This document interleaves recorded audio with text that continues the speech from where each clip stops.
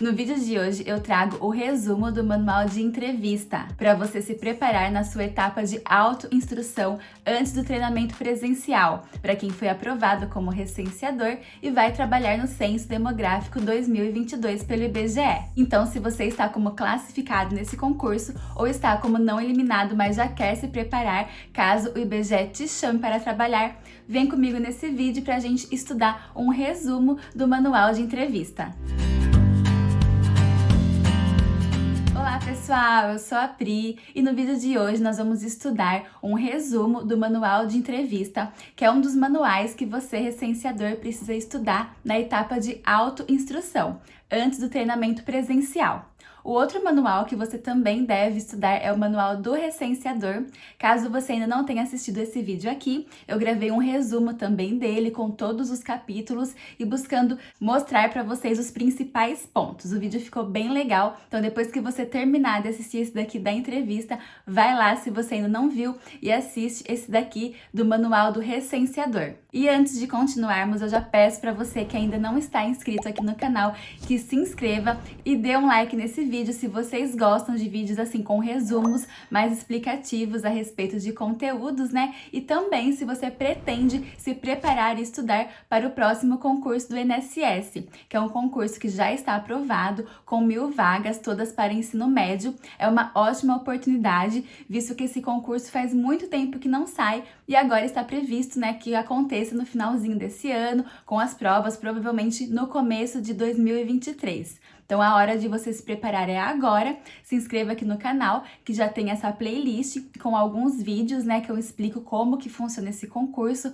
como que é a prova. Então sugiro que você vá lá, dê uma olhadinha. Eu também vou trazer mais materiais aqui para vocês no canal, com videoaulas, dicas de estudos e materiais também para que você possa estudar. Participe também do nosso canal de estudos lá no Telegram. O link para você acessar é totalmente gratuito, está aqui na descrição.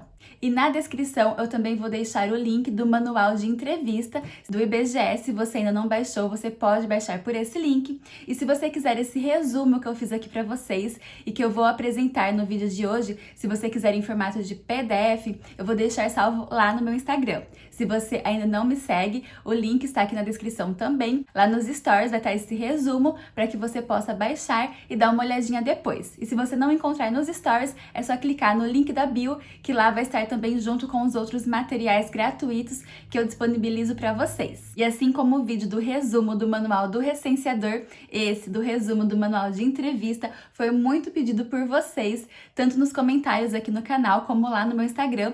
Então, como eu gravei esse vídeo aqui para vocês bem resumido, deixe bastante o like aqui nesse vídeo para mim, tá bom? Então vamos agora prestar muita atenção e estudar esse manual de entrevista, porque se você, assim como eu, achou que ele seria mais fácil, porque são menos páginas, né, do que o manual do recenseador, nós estávamos enganados, porque o manual de entrevista é cheio de detalhes, ele realmente mostra todas as perguntas possíveis, né, que poderão ser feitas na entrevista e te dá orientações de como agir e como falar. Então é muito importante que você assista esse vídeo de hoje até o final, se você irá trabalhar como recenseador. Então vamos começar o nosso estudo. Capítulo 1. Conhecendo e preenchendo os questionários, o básico e o de amostra.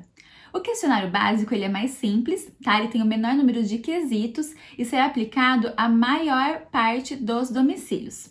Já o questionário de amostra é mais complexo, com maior número de quesitos e será aplicado à menor parte dos domicílios. O DMC, né, que é aquele aparelho que você vai utilizar nas entrevistas, ao abrir o questionário, ele já seleciona automaticamente o seu tipo, se será o básico ou o de amostra, para guiar a entrevista.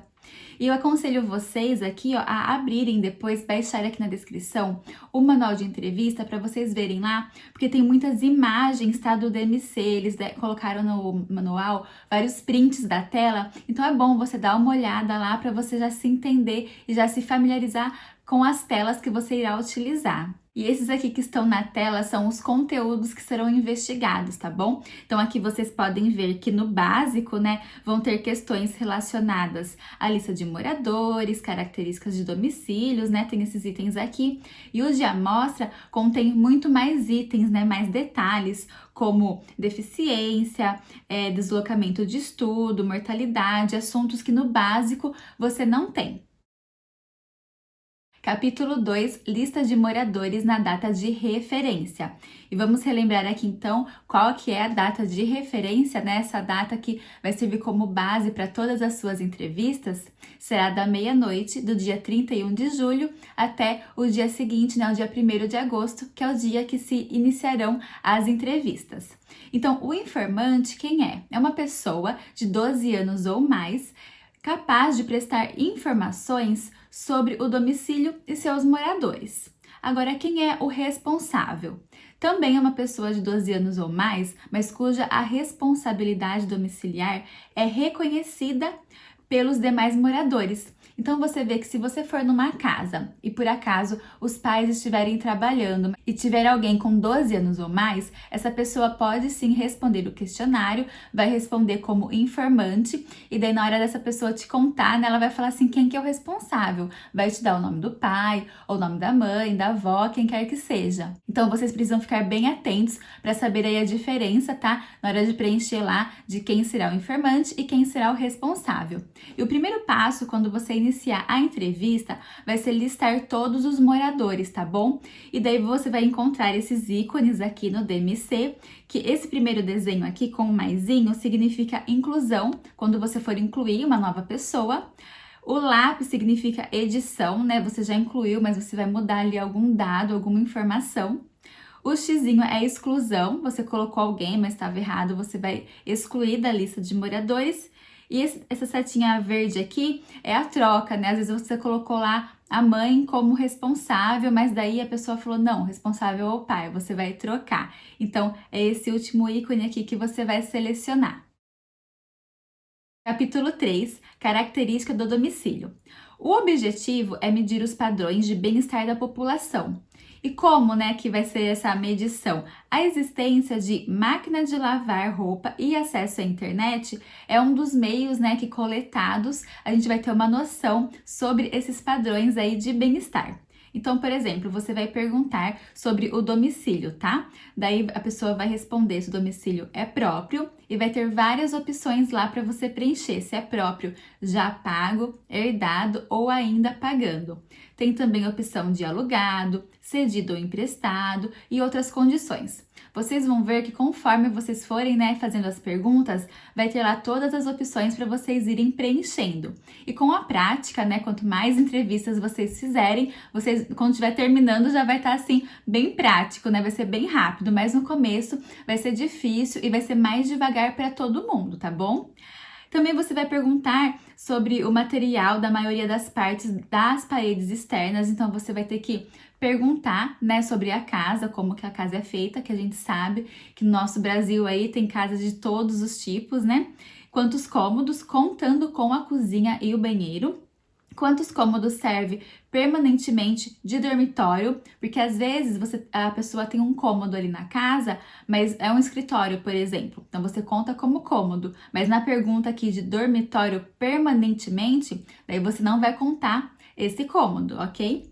Principal forma de abastecimento de água, se é água encanada, da chuva, caminhão-pipa, como que é?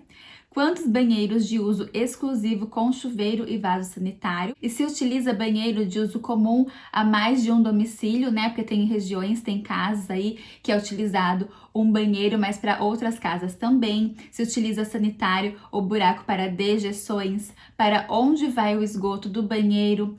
O lixo desse domicílio, se é coletado, depositado em caçamba, queimado, enterrado e jogado, se tem máquina de lavar roupa, algum morador tem acesso à internet no domicílio. Esse aqui sobre internet é assim, no domicílio, se qualquer pessoa tiver acesso, pode ser pelo celular, pelo computador, por qualquer meio que seja. Não vale aquele domicílio que não tem acesso à internet e a pessoa fala, mas quando eu vou na escola, eu vou na lan house, eu tenho acesso à internet. Então, nesse caso, você vai colocar que não, tá? Aqui é para colocar sim quando no domicílio, lá no local, as pessoas conseguem ter algum acesso, pode ser por Wi-Fi ou pelo celular. E vocês viram aqui várias perguntas, né? Aqui eu coloquei assim as principais, mas se você pegar o questionário, principalmente o de amostra, você vai ver que é a pergunta que não acaba mais.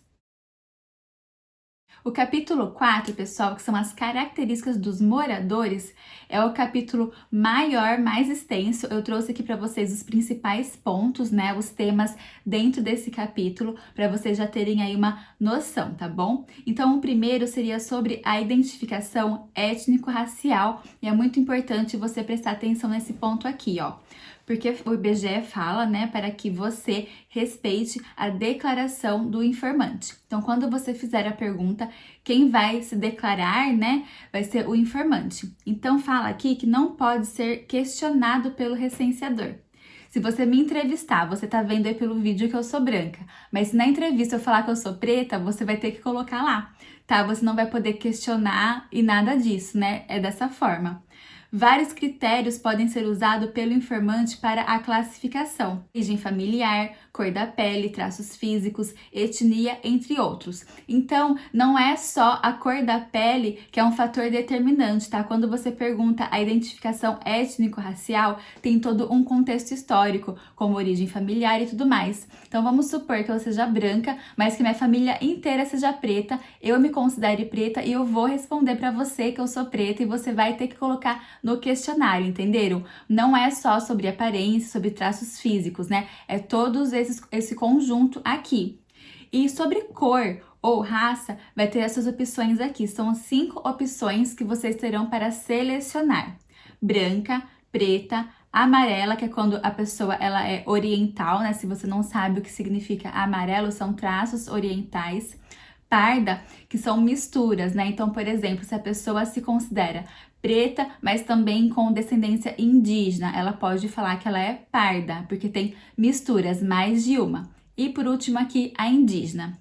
Então, se a pessoa não souber e te perguntar, falar assim, olha, eu acho que eu sou preta, acho que eu sou parda, o que você acha aí, né? Coloca e o que você acha melhor. Não, no DMC vai ter lá uma opção de ajuda. Quando você estiver nessa tela para preencher lá, você pode clicar nessa opção e lá vai abrir mais detalhes, como eu estou explicando aqui para você ler e explicar para o informante, tá bom? Então você vai ler lá e vai falar, olha, essa pesquisa ela é de cor e também de raça, étnico-racial. Você vai ter que analisar a sua origem familiar, a cor da sua pele. Você vai ler conforme o próprio IBGE está te orientando, tá? Nunca você presumindo e você decidindo que origem que a pessoa é, que cor que a pessoa é. Então, e a pessoa terá que escolher uma das opções, né? São 5. Às vezes a pessoa vai falar assim, eu sou morena ou eu sou outra coisa, coloca aí. Você vai falar assim, olha, infelizmente não, nós temos essas 5 opções e vai ter que se enquadrar dentro de uma dessas 5. Vocês veem como que é um assunto assim delicado e complicado, né? E o IBGE ainda teve que lutar para não ter que colocar de última hora aquela questão sobre orientação sexual que estavam querendo, né, que o IBGE colocasse. Imagine, né, você colocar mais uma questão muito delicada nesse questionário e ainda de última hora, sem ter tempo para um treinamento ou para o próprio IBGE pesquisar e ver assim qual a forma melhor de fazer a pergunta e esses textinhos de ajuda, qual a forma melhor de evitar conflitos. Então, se você consultar esse manual de entrevista, você vai verificar lá que tem muito mais questões também a respeito de indígenas e quilombola. Se a pessoa responder, né, que é indígena ou quilombola, vai abrir lá mais questões para você continuar o questionário. Registro civil de nascimento. O objetivo é saber quantas pessoas até 5 anos de idade possuem algum tipo de registro de nascimento, tá? Então pode ser o registro de cartório, né, para as crianças. Esse RANI é para indígena, eles têm esse documento. Você também poderá preencher que a criança não tem ou não sabe sobre o registro de nascimento. Nupcialidade, o objetivo é conhecer a natureza da união conjugal, né? Entender no nosso país como são as uniões das pessoas. Você vai perguntar sobre pessoas de 10 anos ou mais, se vive em companhia de cônjuge ou companheiro, qual que é o nome do cônjuge, a natureza, né, da união, se é casamento civil e religioso, só civil, só religioso, união consensual. Então tem várias formas aí de nupcialidade. Sobre núcleo familiar, você irá perguntar se a mãe ou madrasta mora atualmente no domicílio. Quem é ela? E daí você vai selecionar na lista dos moradores, que foi a primeira coisa que você preencheu lá na entrevista, né? Se o pai ou padrasto também mora no domicílio, quem é ele? E também selecionar na lista dos moradores. Sobre fecundidade, vai ser uma pergunta direcionada para as mulheres de 12 anos ou mais. Quantos filhos e filhas nascidos vivos teve até 31 de julho de 2022? Quantos filhos nasceram, né? E vai ter que preencher também a data de nascimento. Sobre religião ou culto. Para pessoas de 10 anos ou mais, qual é sua religião ou culto? Se for católico, você vai ter a opção lá no DMC para selecionar católico apostólico romano, tá bom? E não faça deduções. Então, assim, se você está fazendo a entrevista na sua cidade e você sabe assim, olha, aqui na minha cidade a maioria eu sei que é católico, por exemplo. Daí quando você estiver fazendo entrevista, você não vai pular essa pergunta e colocando católico ali para todo mundo ou, né, outra religião. Você terá que fazer essa pergunta e preencher conforme o que a pessoa responder, sem deduções. Pessoas com deficiência serão perguntadas sobre pessoas de 2 anos ou mais de idade, tá? E dificuldade permanente é aquela que já existia há pelo menos 6 meses ou que tem a duração esperada de pelo menos 6 meses, tá bom? Então, se na sua entrevista a pessoa informar que tem alguém ali que teve uma deficiência por 1 mês, já curou, já tratou, você não vai considerar, tá bom? É a partir de 6 meses. Você vai perguntar se tem dificuldade permanente para enxergar, para ouvir, para andar, e há mais várias questões lá no manual de entrevista. Migração interna e internacional, o que é isso? A interna são deslocamentos populacionais dentro do território nacional. Então, a pessoa será um imigrante interno ao deixar o município onde residia e um imigrante interno no município de destino. Então, às vezes a pessoa mudou de estado, mudou de cidade, por N motivos, né? E daí o que acontece? Quando você sai da sua cidade, lá na sua cidade você se tornou um emigrante, porque você saiu de lá. Agora, na cidade nova, no estado novo que você chegou, no de destino, você é um imigrante, tá bom? Tem essa diferença aí. E o que é o internacional? São deslocamentos que ocorrem entre diferentes países, tá bom? E lá no seu DMC você vai ter essa tela aqui, que eu até coloquei o print para vocês, que eles falaram assim, que vai deixar a sigla dos estados para preencher mais rápido, né, mais facilmente. Então, se você não sabe decor a sigla de todos os estados, qual é certinho, dá uma olhada aqui, tenta decorar, rever, para você não se confundir na hora de fazer o preenchimento lá da entrevista. Educação. Educação escolar se compõe de educação básica e ensino superior. A básica é a educação infantil, a ensino fundamental e o ensino médio, tá bom? Agora, a educação do ensino superior já serão aqueles cursos sequenciais de intenção, graduação e pós-graduação. Para todas as pessoas de 5 anos ou mais, você vai perguntar se a pessoa sabe ler e escrever, tá bom? Daí, ó, pode ser pelo menos um recado, não importa a caligrafia. Então, vamos supor que você está entrevistando uma senhora bem idosa e você pergunta se sabe ler e escrever. Ela fala assim, não, eu não sei, eu escrevo assim só um recadinho, uma frase, mas minha letra é horrível. Você vai pôr que sim, essa pessoa ela sabe ler e escrever, porque ela consegue pelo menos escrever um recado e não importa como é a caligrafia dessa pessoa. Se a pessoa, né, sabe falar a linguagem de sinais, Libras, não é considerado como saber ler e escrever, tá? Então, tem muitos surdos e mudos que falam, né, fluentemente na linguagem de sinais, mas não sabem, né, ler e escrever no papel e tudo mais. Então, você vai colocar que a pessoa não sabe. e muitas questões sobre frequência na escola, né? Se você colocou lá que a pessoa frequenta a escola, vai abrir lá várias questões com mais detalhes sobre esse assunto. Deslocamento para estudos. Para pessoas que frequentam a escola, né? Então vai perguntar qual que é o local de estudo, o colégio, escola, creche, universidade ou instituto técnico. E se a pessoa responder, né, que estuda EAD, que é a distância, você vai considerar o polo do EAD para você colocar o local de estudo, tá? Então vamos supor que eu estou fazendo faculdade, faço EAD em casa, mas a minha universidade, né, o polo, a sede dela é em São Paulo e eu moro aqui no interior. Então você vai colocar ali no preenchimento que a minha faculdade, meu local de estudos é na capital, em São Paulo, tá? Trabalho e rendimento. Para a pessoa de 10 anos ou mais de idade, aí você vai perguntar se a pessoa possui trabalho remunerado, sem remuneração, na produção para o próprio consumo, né, que são principalmente em áreas rurais que a pessoa trabalha, mas não é remunerado, é para o seu próprio consumo, por exemplo. E a semana de referência, né, na hora de você preencher lá e colocar mais ou menos a média de valores, a semana vai ser essa do 25 a 31 de julho, que é uma semana anterior à data de referência, e o mês também de referência aí, para poder informar, é julho, né, um mês antes de se iniciar o censo. Mortalidade. De janeiro de 2019 a julho de 2022, faleceu alguma pessoa que morava com vocês? Uma perguntinha bem chata, né, de ser feita. Daí, se aconteceu nesse período aqui, não há 10, 20 anos atrás, mas nesse período aqui, ó, de janeiro de 2019 a julho de 2022, você vai ter que colocar o nome, o sobrenome, o mês e o ano de falecimento, o sexo e a idade ao falecer. Sobre autismo, o objetivo é identificar na população as pessoas que já foram diagnosticadas por algum profissional de saúde com autismo, tá? E qual profissional? Pediatria, neurologia, psiquiatria, psicólogos, fonoaudiólogos. Então, se na casa que você estiver fazendo entrevista, a mãe, por acaso, fala: olha, meu filho foi diagnosticado com autismo, passou pelo médico e já viu que realmente ele é autista, você vai preencher lá que sim. Agora, se a pessoa falar: olha, a gente suspeita, tem até uma consulta marcada, mas não vimos ainda, você não vai colocar aqui não, porque não é nada confirmado, tá? Prestação das informações.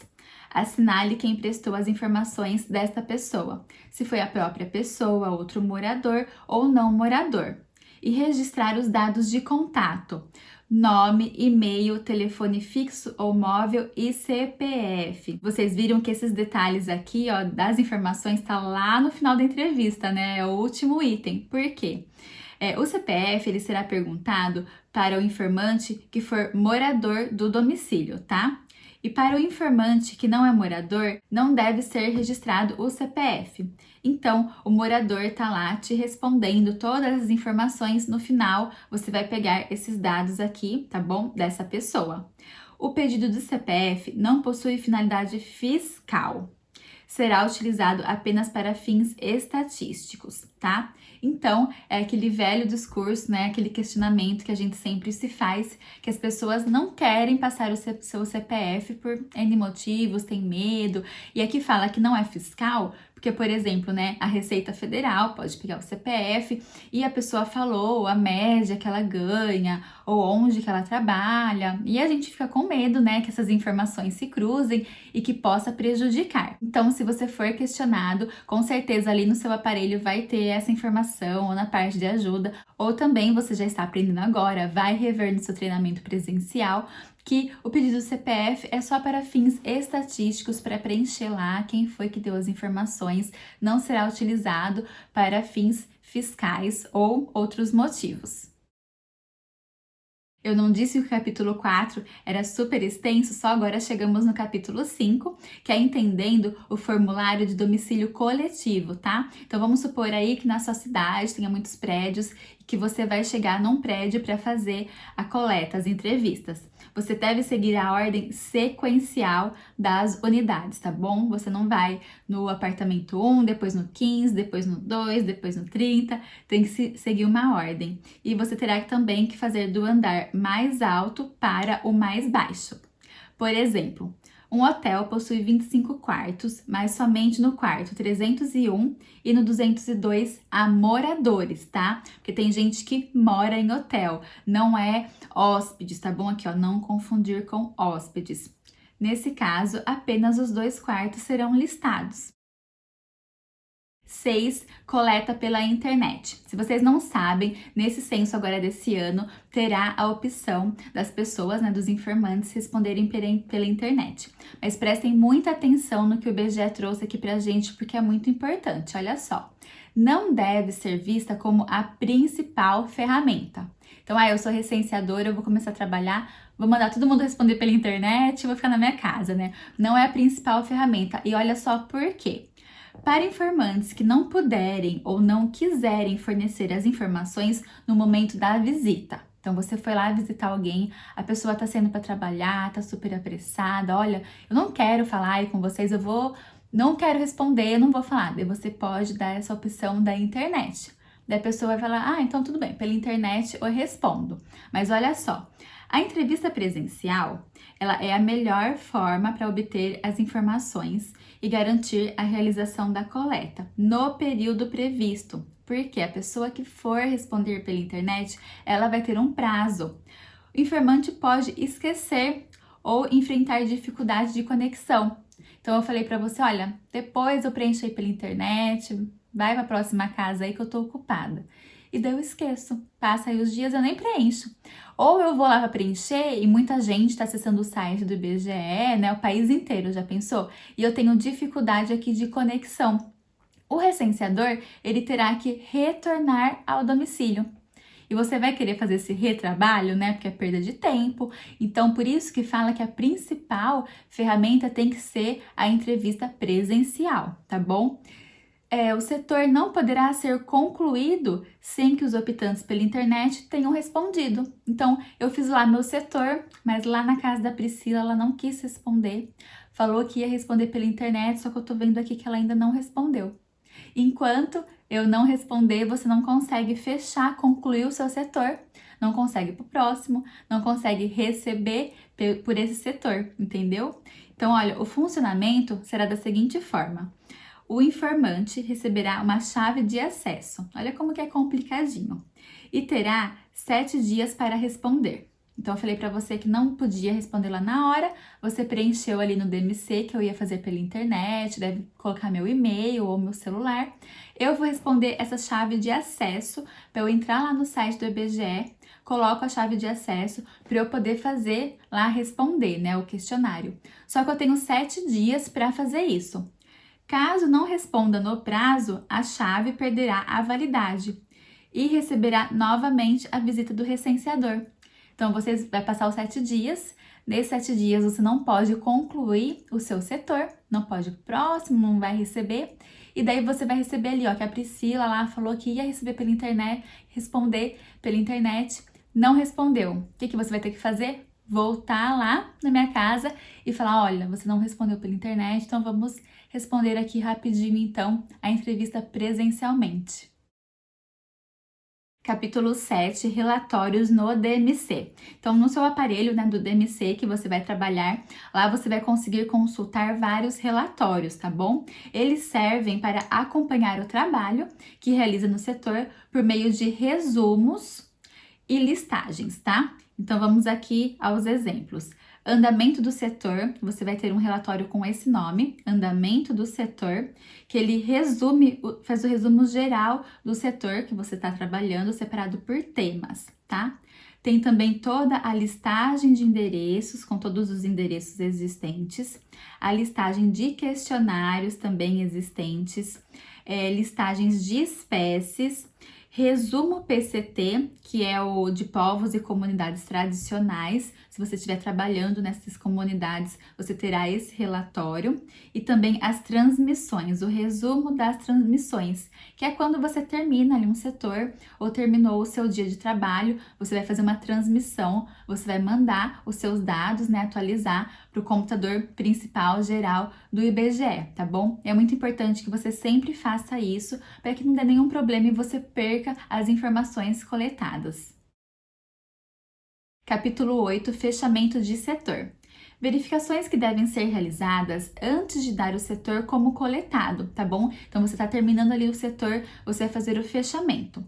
No fechamento não poderá existir face ainda não trabalhada, tá? Que são as faces ali das ruas que eu expliquei no vídeo resumo lá do manual do recenseador. Nem pendente ou em andamento. Cada logradouro deverá estar associado a pelo menos uma face. Não deverá existir endereço com espécie pendente. Não deverá existir questionário com pendência ou não respondido até o final. Se tiver aqui um desses itens, você não consegue fechar o setor. Erros e fraudes. O que são erros?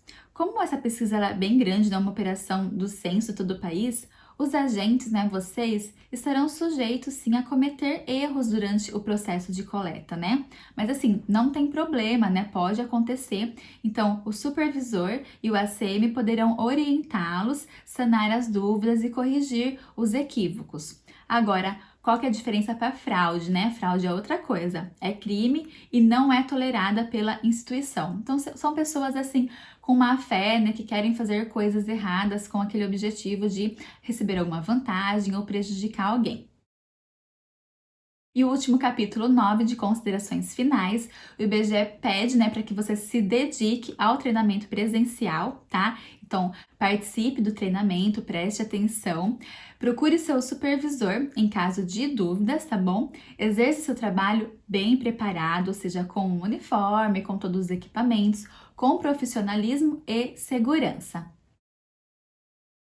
E aí, pessoal, gostaram que eu trouxe esse resumo para vocês? É muito conteúdo, Mas vendo o vídeo, dando uma olhadinha no manual, depois vocês podem voltar aqui. Eu vou deixar na descrição a minutagem para que você possa consultar cada tema de acordo com a sua dúvida, Para você não precisar assistir novamente o vídeo inteiro. Então já deixe bastante like aqui para mim nesse vídeo. E vai lá no meu Instagram para que você possa baixar o resumo dessa aula que eu fiz para vocês. E não se esqueçam, se você pretende estudar para o concurso do INSS para ter um cargo efetivo, e não temporário, com um bom salário, com benefícios e estabilidade, fique aqui no canal, se inscreva, porque eu trarei muitos conteúdos, muitas aulas, muitas dicas para vocês. E deixem aqui nos comentários qual o próximo vídeo vocês querem que eu gravo para vocês, qual a maior dúvida que vocês estão no momento, que eu volto aqui e gravo. Um beijo e até o próximo vídeo. Tchau!